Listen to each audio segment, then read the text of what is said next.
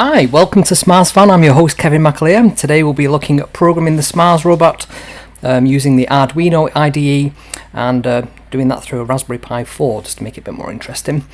So Smars, for people who are not familiar, is an amazing low-cost open source 3D printable robot that you can print and assemble yourself. There's very little electronics or programming skills required, so it's easy to sort of get started and get sort of addicted to this. Okay, so let's head on over to what I thought I would do. The way I would start this is just a tiny bit of background on the Arduino itself, because to get started programming we need to know a few things. So this is just a quick overview really. So what I'm thinking about here is, who is this first tutorial for? Because I guess quite a few people will already know programming, they'll already know how to code and so on. They may not know how to do that with the Arduino or with robots. So what I want to do is kind of start from the beginning really. So that's who this is for. And the kind of things that we'll cover is we will write a small program that will make the Arduino go backwards and forwards, left and right, and we'll see how we can do that using the Arduino IDE. And what we'll do in subsequent sessions is we'll look at things like sensors and Bluetooth, wireless charging, positioning using some freedom of movement sensors, accelerometers, that kind of thing, and all that good stuff. So let's just sort of get into what is this Arduino that we talk about. So Arduino was sort of created by two students from the Norwegian Institute of Technology. So I'm going to have a mangle at these guys' names now. So Alf Eagle Bogen and Vegard Wollum, and together they are the A and V in AVR, and the R is their RISC processor. So AVR stands for Alf and Vegard's RISC processor. And the software that they created to load the code onto these chips is called AVR Dude, or AVR Downloader Uploader. I'm sure that's some kind of backronym really, but it's quite a cool name for a command line utility. So it's very popular. There's lots of documentation, lots of libraries, lots of tutorials, lots of videos out there, loads of courses. It's used around the world, and one of the stats I got there was that 43 million downloads of the software alone. It's quite difficult to find a number on exactly how many Arduinos are out in the wild. There are quite a few varieties of them, and there's an awful lot of clones as well, so very difficult to actually say how many there actually are out there. So yeah, very, very popular, and that's why we've chosen that one to drive the Smars robot. It's very easy to get hold of, very cheap. So as chips go, it's not a very powerful chip. It's an 8-bit chip. It's only got 32K of memory, which might seem ridiculously small in this day and age, but if it's running 8-bit code, they don't need to be very large programs. You can actually do an awful lot in that small memory footprint. It's got a few other things that are worth pointing out here. So it's got 32 pins, 23 of these for general purpose I/O. So we're all about the GPIOs, you might see it called, general purpose I/O. We've got 3 timers that are built in there, two 8-bit, one 16-bit. We can do internal or external interrupts, and what that means is you can stop a program from running and do something else when you call an external interrupt. We can program it using UART, which is the way we get the code into the thing.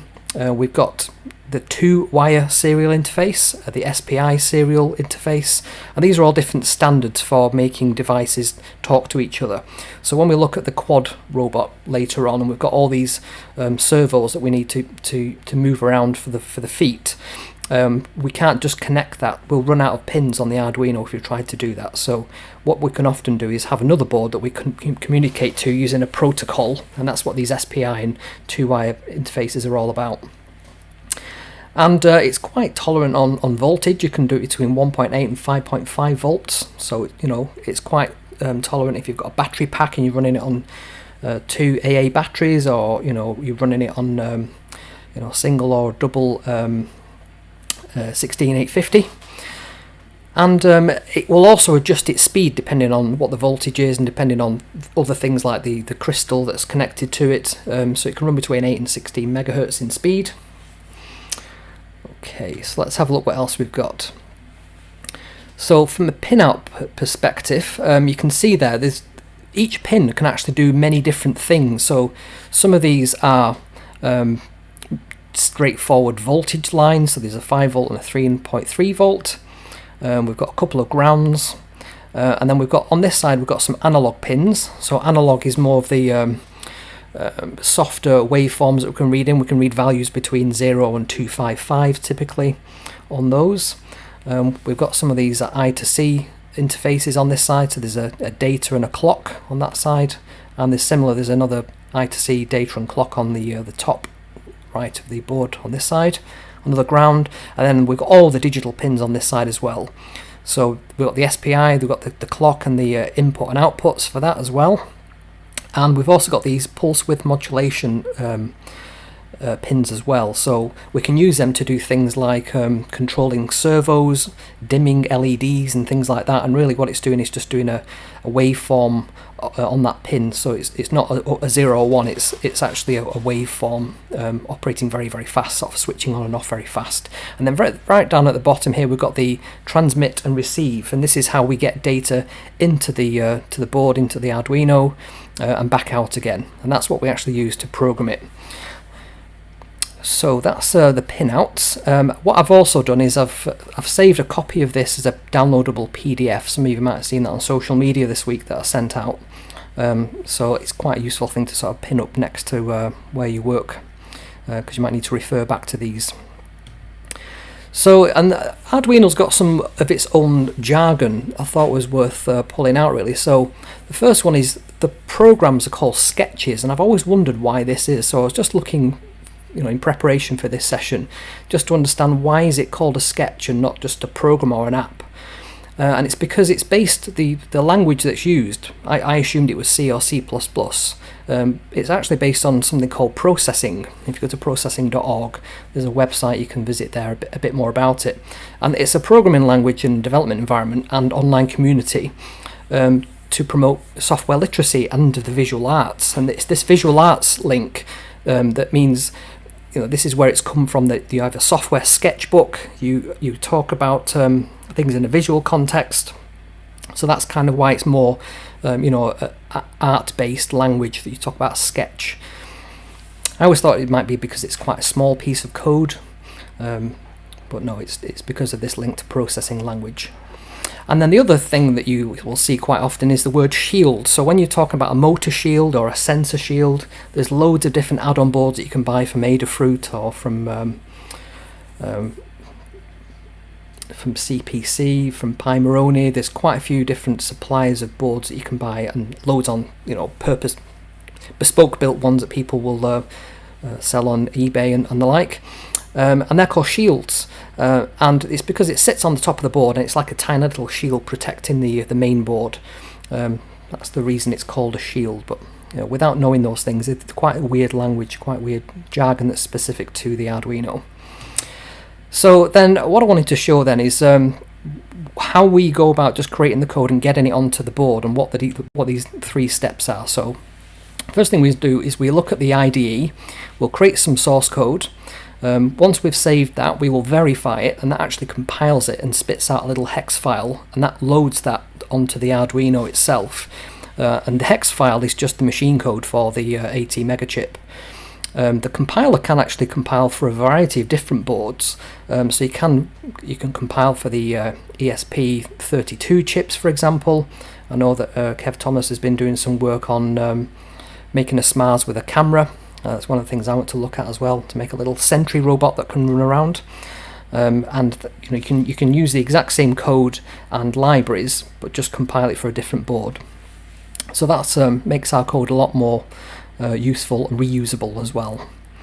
Okay, so the other thing to note is the chip has a tiny area of memory set aside with some kind of in the firmware called the bootstrap. So when you switch the board on, you apply power to it, it'll run this bootloader code very first of all, and that will check to see, is there any incoming communications? Does it need to reset the board? Is there anything that it needs to do to get the code loaded onto the chip?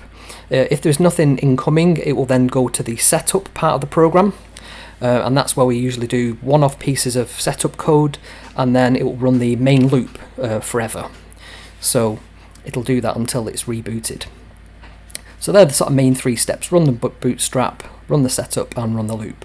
Now you can actually overwrite this bootstrap. I know some people have flashed these chips with their own code and removed the bootstrap completely. That can cause a few issues if you're trying to load your code, but you can get around that by just directly plugging into the reset pin, and there's a sequence of things you need to do, but you can get the code back on there, the bootstrap code.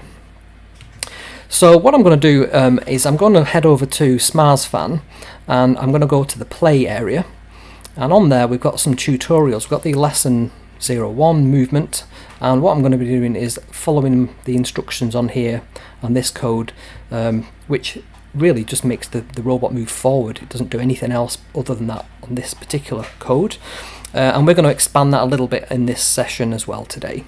So that's what I'm going to just have off just off the screen so I can follow that. And we're going to write 3 other functions. We're going to move it backwards, we're going to turn left and turn right as well. And really we're just sending different commands to these 2 motors that are sort of set in the top left and bottom right of the Smars robot. And again, there's a link to the cheat sheet if you wanted to know that. It's got all the details about the Fujimoto, or the official Arduino motor shield, and we've also got some pinouts for the HC SR07, as well as the pinouts that we saw earlier for the main board. Okay, so that's everything on the boring lecture part. Let's get into to do some code itself. So just before we do that, please like and subscribe to the channel. I really do mean subscribe. It helps me out. It helps me understand who's interested in these videos. It helps me understand what the demand is for certain types of videos, because I can also see when people have subscribed. So please do that, and if you like the video, please click the like button. It really helps me understand again which videos are good, which ones we topics we can sort of leave behind because we've done them. And you'll also get notified when new videos are put out, so it helps both of us really. Okay, so I've got a little robot next to me. Here's our SmarsCam. So this one is one that's just sat on a little chassis. It's just off to the camera there. It's just sat on a little upturned chassis just so that it doesn't roll off the work surface, but that'll enable us to check what our code's doing. And at the moment you might be able to just see in there's just a little light flashing. It's just a standard Arduino running the blink code, which is usually how they come. On pin 13 there's a little LED that flashes, so that's the blink code that's running there.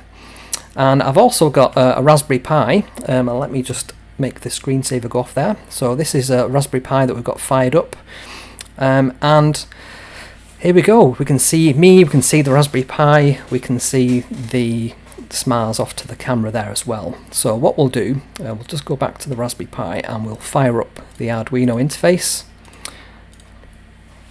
and we'll start cutting some code. And I've got 2 keyboards in front of me, so no doubt I'm going to get very confused and start pressing the wrong things.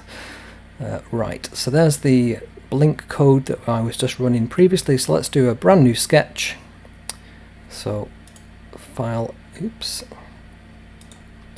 let's do file anew, I don't want that.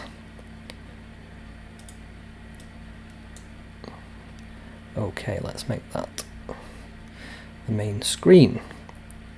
So as we said just earlier in the slide that we were looking at, there's 2 parts of the code. There's a loop and there's a setup at the top. Other things that are worth looking at, if we've not looked at the Arduino before, the Arduino interface, we've got this button here which is verify, and that checks that the code hasn't got any semantic or syntactic or grammatical kind of mistakes in it that the code will run. It will actually compile it as well. You can see it says compiling sketch there, and at the bottom there's this little window, little terminal window, that just shows you some stats about that, like how much memory it took up and any problems that it might have occurred. Just telling me that I've got some updates to the libraries, I don't need them at the moment. And then we've also got this upload button here, so once we've finished our code we can press that and it'll upload it to the Smars robot, to the Arduino. We can click new to create a new board, we can save and open as well with these buttons here. There's a lot of other extra features in here that we could look at. There's things like the serial monitor. We can use that to debug our code, and we'll put some print line statements in to see what the board's doing, where it's up to, and use the RX and TX that we talked about before. And we can also see, what the board is we're using. We're using an Arduino Uno. We're connected, on the serial port. So because it's a Raspberry Pi, these come across as these TTY ports. And we can also get some info about the board as well. So there we go. That's the Arduino board. Okay, so let's get into that. So I will just switch back to the split screen so that we can see the code at the same time, and we can also see what I'm doing, and the Arduino as well. The Arduino, the smiles off to the camera. So the first thing we're going to do, at the very top of the code, we are going to create some variables that we're going to be using throughout. So variables have to have a type. So in this case, this is an integer, an int. And an integer is any number between, it's like minus 32,000 and plus 32,000, or between 0 and, there's a fly there, between 0 and 65,000. And it's essentially 2 bytes worth of information, typically.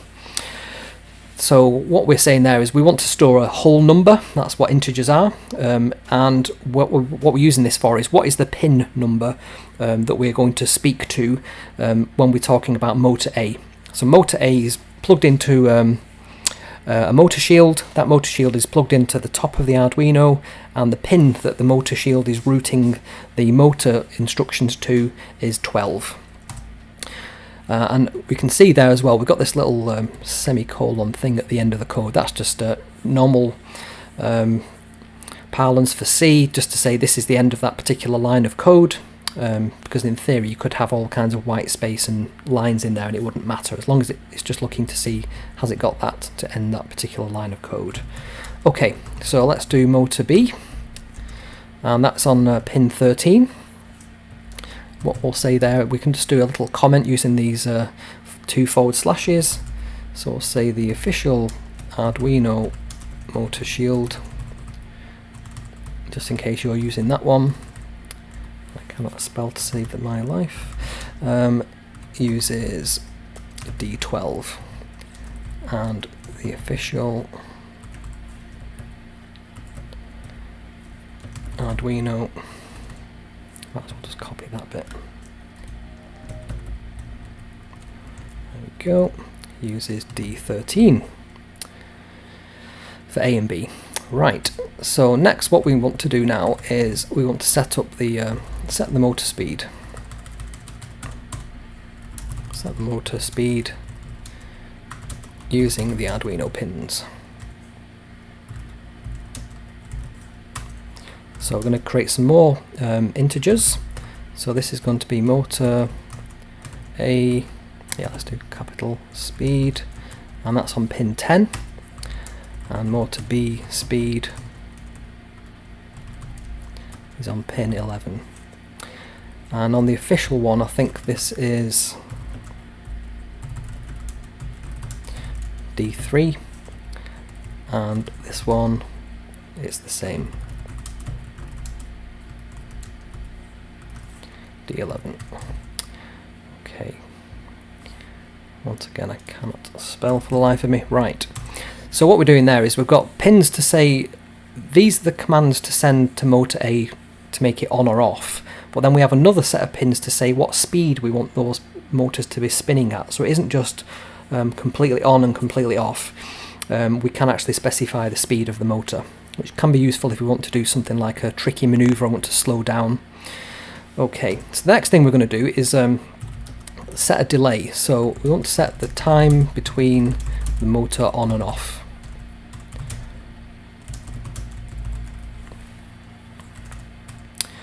So what we do there is we say it's an int, and we say wait in milliseconds. And we're going to go for a whole second in between, 1,000 seconds, 1,000 milliseconds in a second. And what we will use that for is we'll send a command to the board to say switch the motor on. We'll wait whatever the wait in milliseconds is, and then we will switch it off.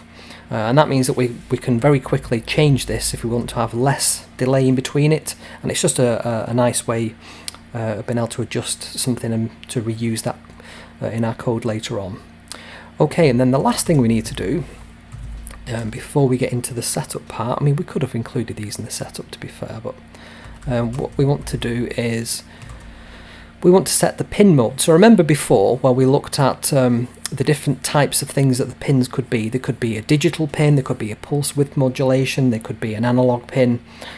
Using this pin mode, we can actually say what we want this pin to be assigned to. So in this case, we want the motor A pin, which is pin 12, to be an output. So we want it basically to be high or low, on or off, because that's going to be for our motors. And similarly for motor B, so motor B, and that's going to be an output as well. Okay, so before we get to running our setup code, we're going to create our first function.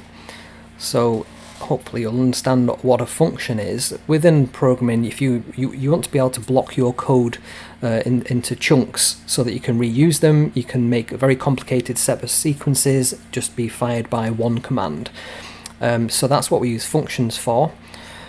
In the early days of programming, we didn't have things like this. We just had labels, and we would have to sort of jump back to a label, execute something, jump to another label, and that meant that you got very complicated spaghetti code, and we don't want that. We want to have nice functional code. So what we'll do, we use this word void, which I always think is a very unusual term to use.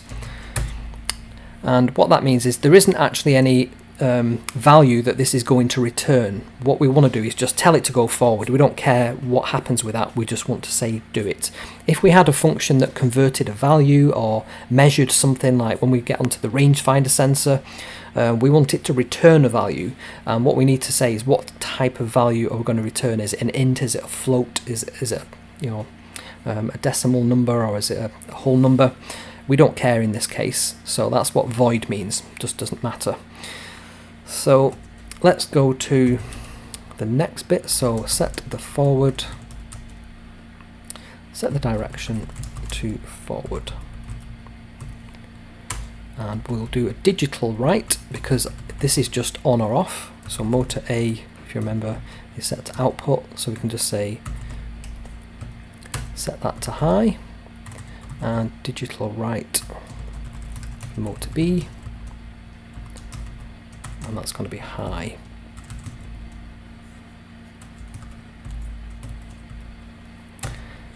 So one of the unusual things about the Arduino, it kind of works not in the way you'd expect. So the motors are in opposite directions. So when one turns round forward, say it's going clockwise, that might make the robot move forward. But on the other side, it's pointing in the opposite direction, so that's having to go anti-clockwise for them both to be in sync to drive the thing forward. So one has to go in one direction and one has to go in the other direction to actually make it go forwards or backwards. Where we will want them to be going in the same direction is when we want it to turn left or turn right. So we just need to bear that in mind when we are putting this code together, and we will see in a minute sometimes things don't quite go the way we expect them to, and we have to go back and adjust our code. But the way that we can do this is nice and simple. It's really quick to experiment. So we've done that bit where we've set the direction. We now need to set the speed. So we want to say set to full speed. Now, depending what kind of motors you've got, there's a couple of different varieties of the small motors that we use on the SMARS. You can get 100, 150, 200, 300 revolutions per minute, and depending which ones you've gone for, you'll either have very strong motors or very fast motors, depending which speed you've gone for. So we will do an analog write. So this is similar to that digital write, but we're going to write a value between 0 and 255. So this is because our motor speed isn't just on or off, it's a number. And we're going to say the full speed 255, and we just need to do the same for motor B. 255. We can play around with this in a minute as well to see what that looks like. And now what we want to do is just add that wait command in there. So we want to say delay for whatever the value in wait in milliseconds is. And then we want to stop. So we do an analog write again. Oops, analog write to motor A speed, and we set that to 0, and we do the same again for motor B.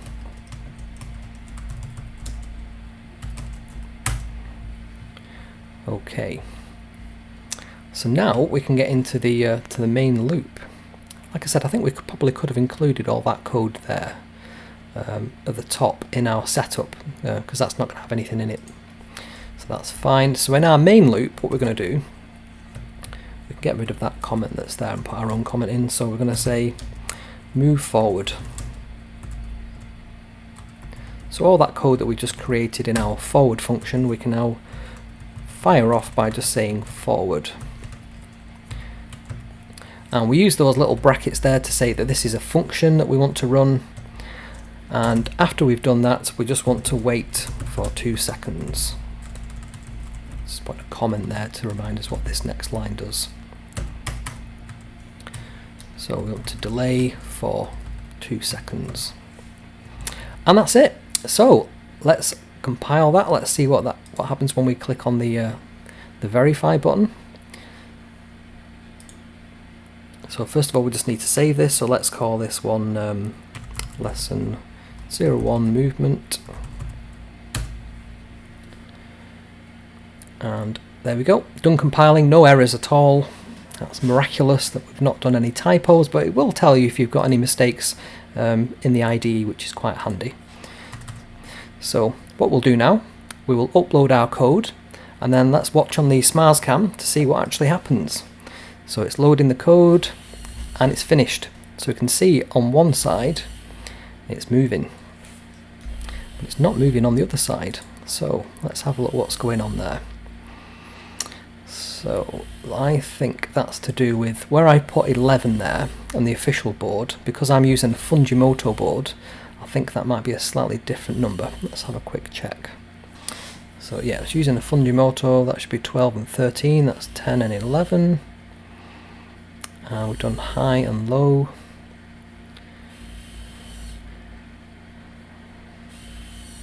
Let's have a look.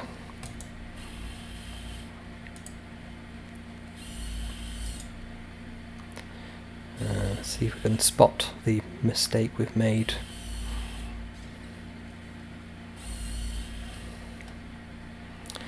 So let me just check on the 10, 11, 12 and 13. 10, 11, 12 and 13. So just check our connections are all good. That seems fine to me.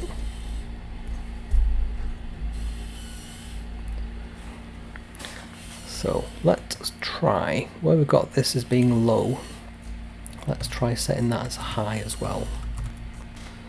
And then firing off that and seeing what happens if we do that.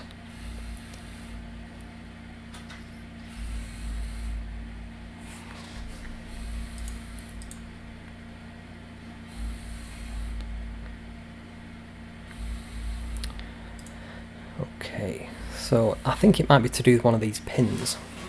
Not 100% sure.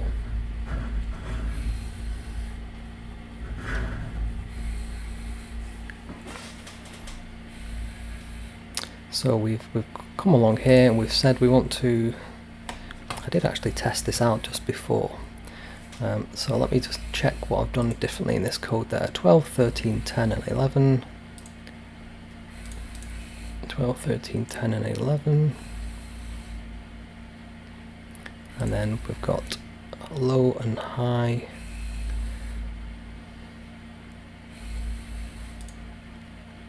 Let's just change back to low.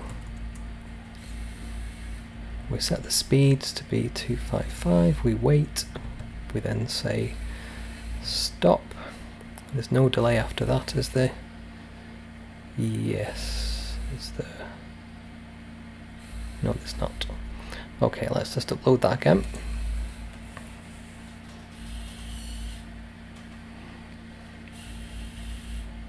And it's also going in the wrong direction, you can notice there as well. That would make the smiles actually go backwards.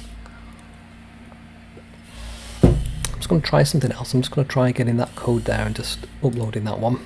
That was the one I used just earlier to test out. Is this whole thing working? Yes, I've clearly got something wrong in my code there. And the delay's a little bit quicker, isn't it? So that's doing 1 second instead of 2. So motor A is 12. Motor A is 12. Motor B is 13. And then the speed is 10 and 11. That's correct. The wait in milliseconds is 1000. We then set A and B to be both outputs.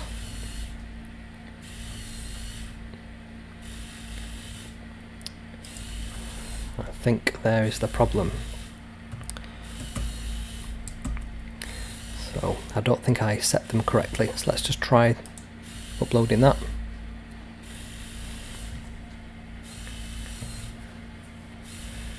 What's it not happy with there? So it's saying the pin mode, motor A,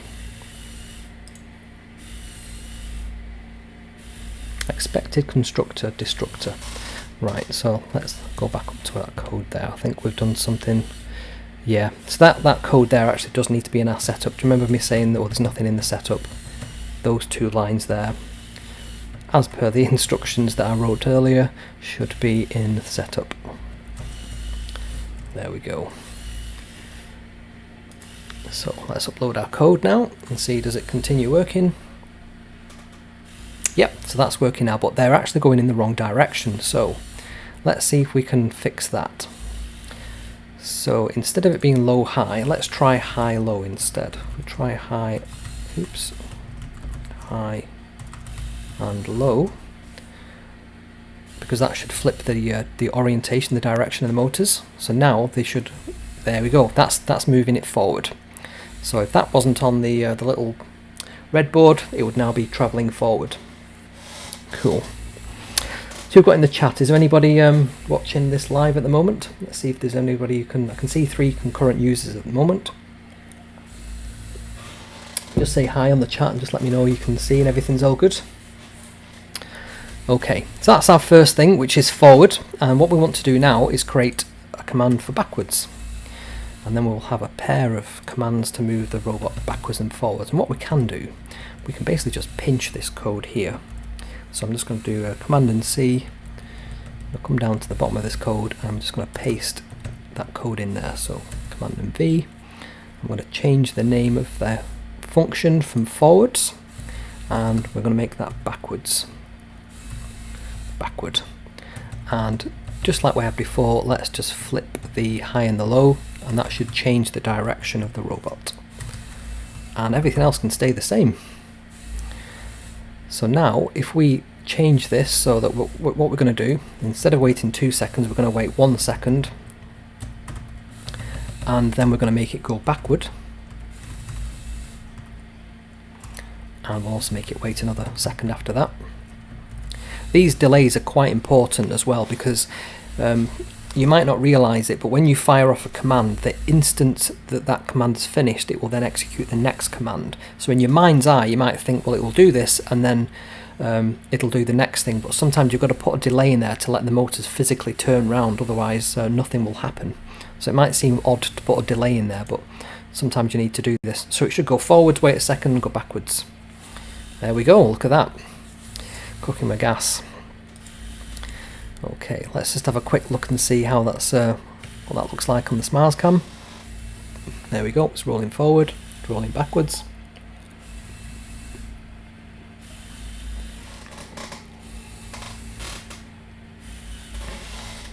Cool. So what we need to look at now then is how can we make it go left and right.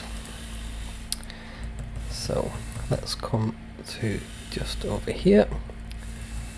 Let's have a think about how we will do this. So we're going to do a new function called void turn. We can do turn left. Now you might notice when we're creating these function names and variable names and so on, there's different ways of doing that, different house styles. So in Python we like to use the snake case, where you have these little what would you call them, a lowercase underscore between the words, because it makes the words read a lot easier on the screen. But one of the old-fashioned C things is to do what they call a camel case, where you start off with a lowercase letter, the next word that's in the word function is in uppercase, and then all the rest are in uppercase after that. So it's kind of like, it kind of goes like a hump.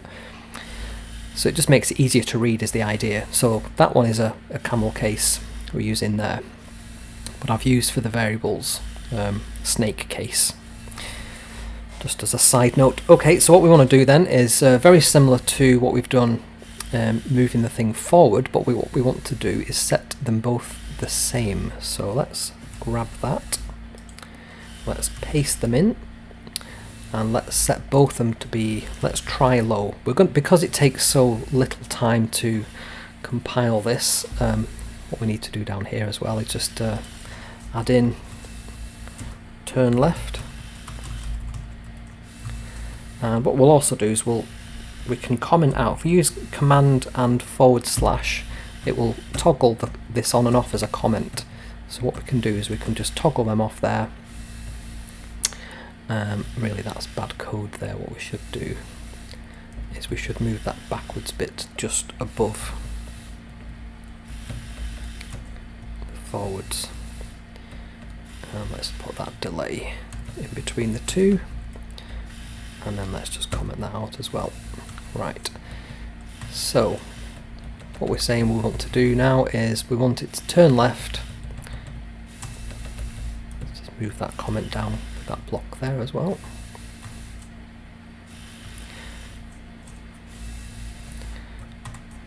Okay, so let's just compile and upload this. You can just click the upload button and it will run the compile as well as the upload. So now you can see they're moving in opposite directions. So that would actually make the robot turn to the right, not the left. This is what I mean about this. Such a small time to change these things and upload it again. We can experiment. That's what I like about this. Oops, so let's change that to high. So we try that now. It should now do the other way, so that one on that side should pull it and turn it to the left. So that should go backwards, so that would actually turn it to the left. And we also now know how to turn it to the right. So we can grab all this code and create a new function, which is turn right. Okay. Hi Samo, how you doing? Hope you're having a good evening. Or good morning, depending where you are in the world. I'm in the UK, so it's just coming up to sunset at the moment. Right, so there we go. So they're now set to low. So what we can do now in our main loop, we can have a delay, and then we can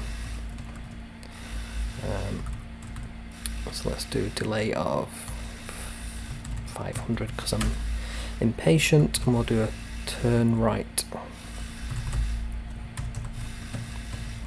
Oops, there we go. And then we should, yeah, we've got the delay after that, so let's try that. So it should go one way and then the other way. Let's see if that works.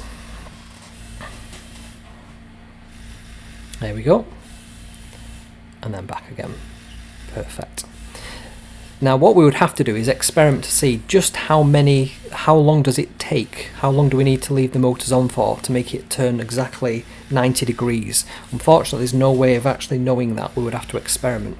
And it can depend on the surface that it's on, the type of motors that you've got, because the gearing might be different between the 100, 150, 200 and 300 RPM motors.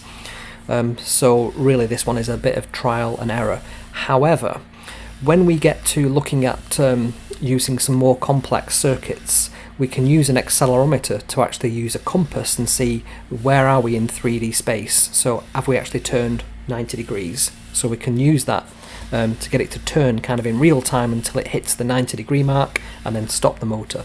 So, but for now, this is the basics. We're building layers of software. We started out with just moving forward. We've got moving forward and backwards. We've now got moving left and right. And what we can also do is we can get the robot to say what it's currently doing. We can make it a little bit more interactive.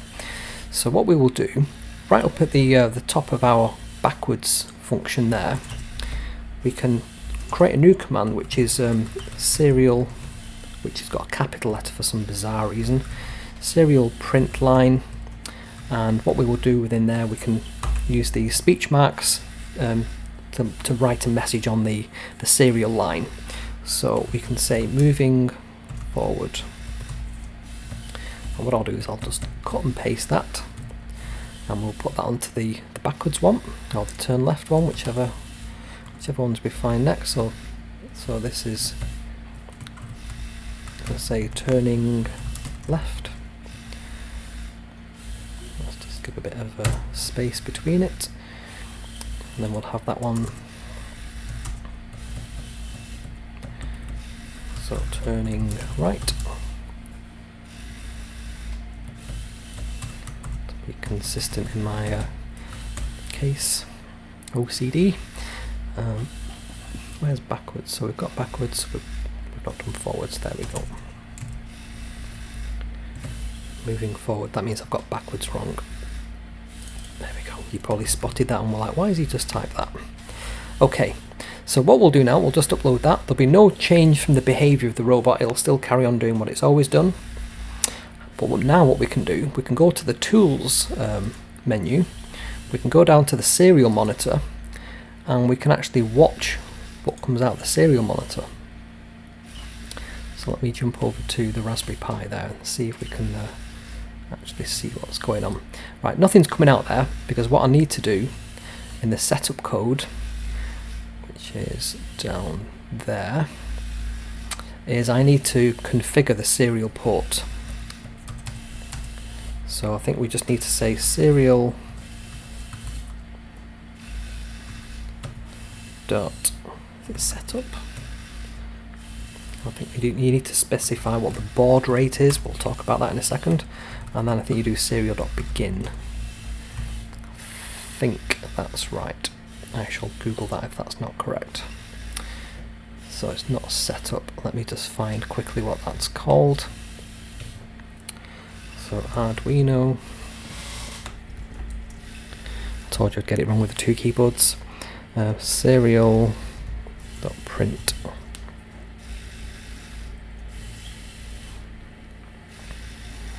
There we go. So what do we need to do to set it up?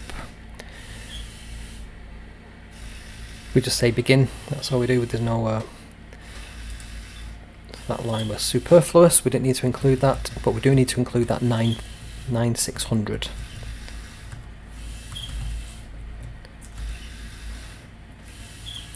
Can hear a squeaky wheel there. That'll be the slave wheel squeaking a little bit. Right, let's try that. So we will now upload that. Okay, we'll go back to our serial monitor using the Tools menu. Ah, there we go, look. So turning left, turning right, turning left, turning right. Okay. Excellent. So, as well as writing things out, we can actually read things in as well. So we could try and make this a bit more interactive. So let's go to our loop here.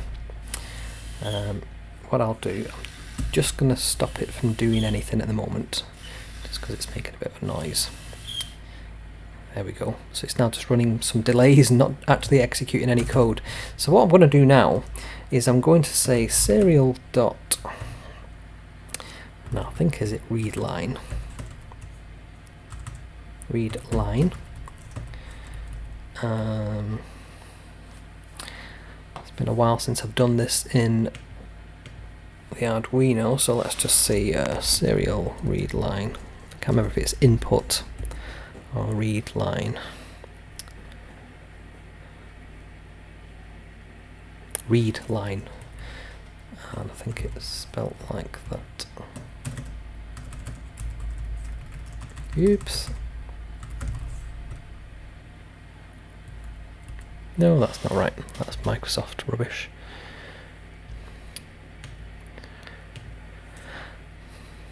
Read line Arduino. Read line from serial.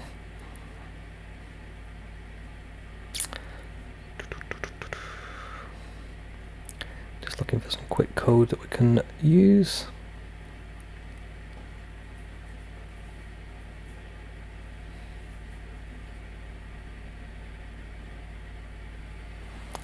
Serial.read, we can just use read. So what we'll do, we need to just specify, I'll make it so that we can press a character and then it will read that character in, and based on what that character is, it will either say, right, tell the robot to move forwards, backwards, left or right, and we can make beginnings of a remote control for our robot, albeit it's over the serial line, and albeit we've currently got the serial plugged in directly. So it's not quite Bluetooth yet. We will do that in another session because it's a little bit more involved to do in this session, but let's try and see if we can make this read in the way we want it to. So I've just got somebody else's code on screen at the moment, and what we have to say is, while serial available,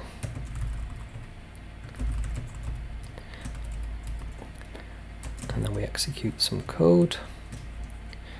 So what we also need to say is that we're going to read in a character. I'm going to call that C, and it's going to equal whatever is in the buffer that's been read in from the serial monitor. So there we go. I'm just looking to see what they've done in the way of a switch statement. Yeah, there we go. So what we then say is what we're looking at is what is the contents of that character that's been read in from the keyboard. It's going to be a single character, and we might go for the W, S, A and D kind of characters for up, down, left and right. We could use any keys that we want, but I'll just use them because they're familiar to people. So switch is a command that lets us investigate the value, and based on what that value is, it will execute different bits of code. So we will say switch C, and we will just do some curly brackets, which C loves to have. So if it's W, then what we want it to do is move forward,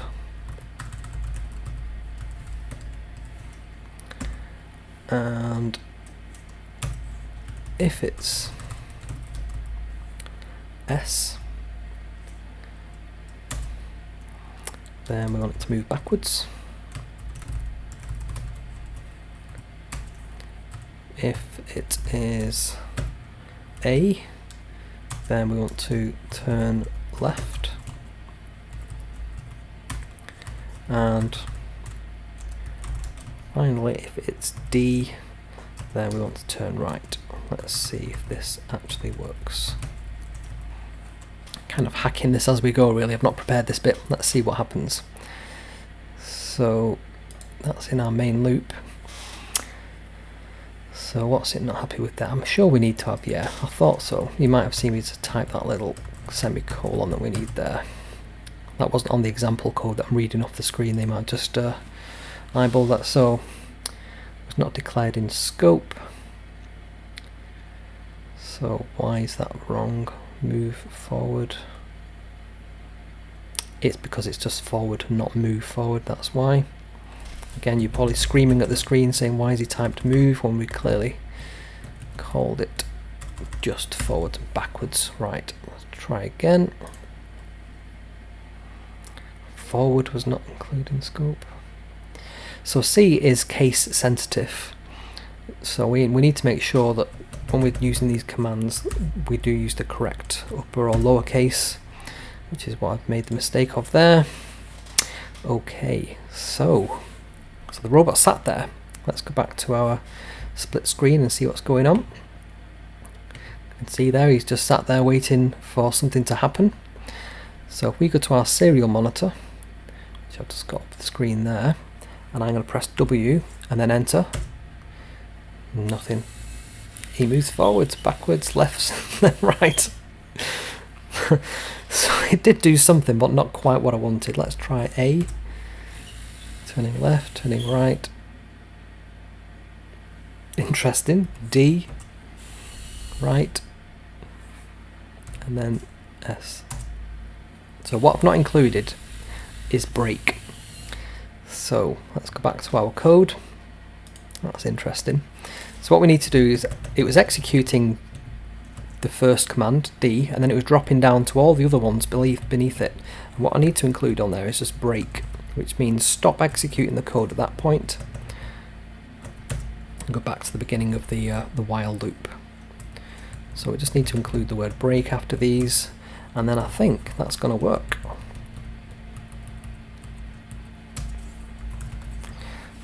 Right, there we go. Let's try uploading that.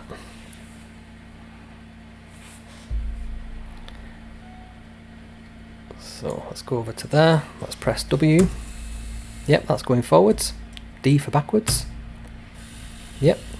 A for left. D for right. That's awesome. So if we press a few of them like that and put a few in the buffer, we can see it's doing that. We can just do a few of them. That's awesome. And it's telling us through the serial port what it's actually doing. So what I always like to do as well as kind of a status message at the very beginning of the code, when we go to the bit where we set up the code in the setup section, just where we've done the serial begin, I usually like to do a serial dot write line to kind of indicate that it's set up. So we might call this one Smars OS version 1.0, and then we might do a little underline of that as well. So, oops, like that. So let's execute that. What have I done wrong there? Serial.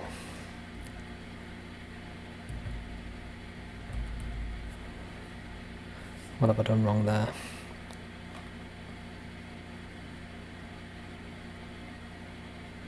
Print line, not write line. Print. Points to anyone who knows what write line is from? Pascal. Okay, let's go for upload. Done, right.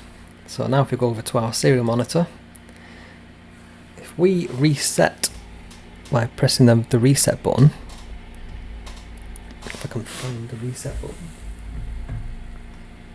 I'm sure there is one on here.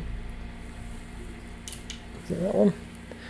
What should happen is it should fire off a reset and then say, I'm intrigued to know that it's got this funny stuff on there. Let's just try W. Yep. So it hasn't executed our new code. Why is that? So we've done begin. Maybe we just need a tiny delay. Let's just do a delay of about 100 milliseconds. Sometimes with serials they've got to initialize buffers and things, and let's try that. Okay, let's see if this will work. So let's go to there. Let's give it a bit of a restart. What I'll do is I'll unplug it and plug it back in. Oops. We'll go back to our serial monitor. So interestingly, it's not doing what we want it to do there. It's just outputting some numbers. So that's interesting.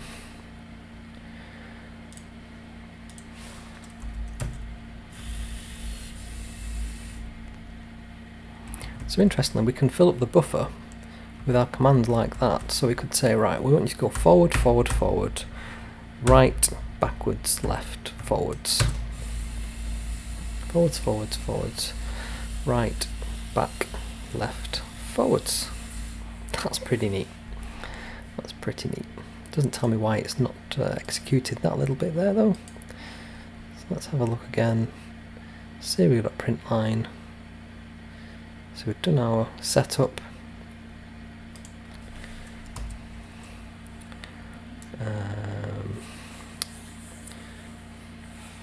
Okay, what we'll do, we'll move that out of the setup part. It might be something to do with that. Let's move into our main loop, because it'll only execute that bit once. Because then it'll get into its while loop and just run that forever. So let's try that.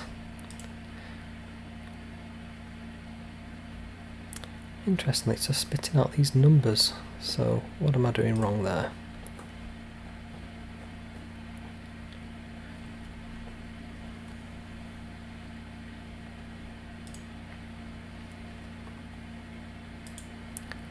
I do find that interesting. Why is it doing that? Yet it is waiting for the commands.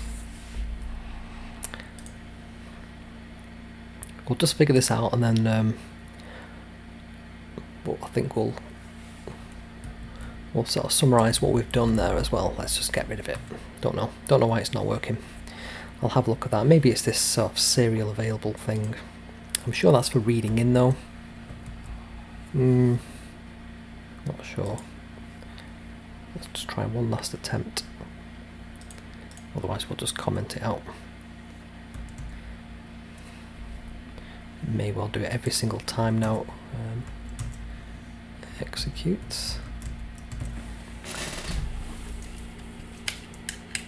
Let's just do one last little restart. No, that's not working. Okay, let's just get rid of that. I'll look at that. That's fine. Let's just reflash that. So we've now got a little piece of interactive code where we can make the robot go backwards, forward, left or right using the serial monitor. We've learned a bit about C, we've done some functional programming. We've done lots of code that we could really reuse. We could probably have one command which takes a parameter of the direction that you want to go in, and based on that parameter sets these various different things. This is quite easy to understand though if you're just reading through it. However, if we introduce something else, like we wanted to change the motor speed, which we didn't look at, we'd have to change it in every single place we put that. We can create a new variable very briefly then. So where we've got our variables at the top there, let's create a new one that we'll call speed. I think we might have to call it something else, motor speed, M speed, and let's set that to 100. And then anywhere we've got this 255, we can change that to be M speed. So let's just do that quickly.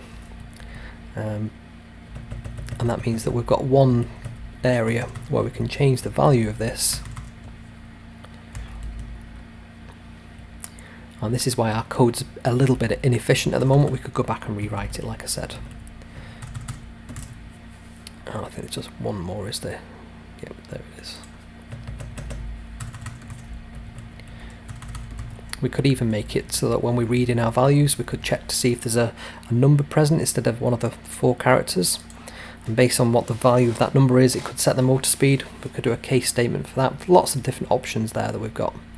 Right, so now we've set our speed to be 100. I don't know if you can tell, but that's a little bit slower.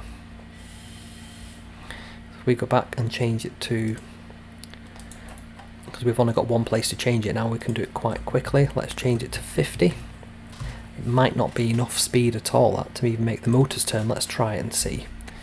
So I'll go back to our serial monitor. Yeah, I don't know if you can hear that. It's really not liking that. It's really slow.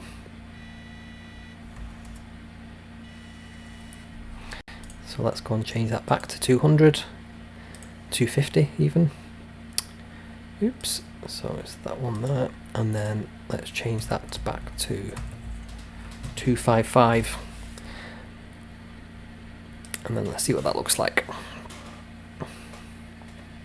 Any questions, Samo? Is there anything you want to look at? Are you happy with what we've covered off? Okay, let's go back to the serial monitor. There we go, full speed ahead. So I think these are 150 RPM. So they're not the fastest ones, but they're quite strong. They can get over any surface. I have got some 300s that I'm looking to play around with. Let's type loads of commands in there and let's let it go nuts. What we could even do is let it loose on there and see what it's actually doing. There we go. That's working alright. It's going to fall off the end. Awesome. Cool. Well, I hope you enjoyed that. It's been good fun doing this live. We've made quite a complex program there compared to the original tutorial, which is on SmarsFan. If I go back to which one is it there? Not SmarsCam. There's our Smars. We go back to this one here. We look at SmarsFan. This original program that we've got as lesson 1 really just moves the robot forwards and doesn't do any more, but it does explain in quite a lot of detail what each part of the code means. So it talks about the comments, it talks about the different variables and what they're for, the different value. There you go, 32,768 minus 32,767 plus. That's for this is what they call a signed integer, and talks about all the other different parts of the code as well, like the setup and the loop.